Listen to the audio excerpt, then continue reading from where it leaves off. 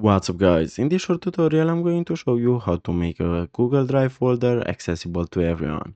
So firstly what you want to do is to open Google Drive, then you want to make a new folder. So to do that you have two ways. The first one is by right clicking and you're going to click on your folder, and the second one is by going to the new button, you're going to click on it and again you're going to click on your folder.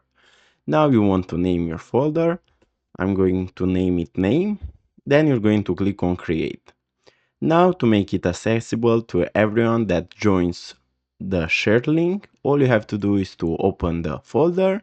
Then now you want to upload your files that you want to share to other people in this folder, and to share it to other people and to make it accessible you want to go to folder name and you're going to click on it, then you're going to go to share and again to share. And from here you can invite people by email addresses, or you can go to general access and you're going to select anyone with the link.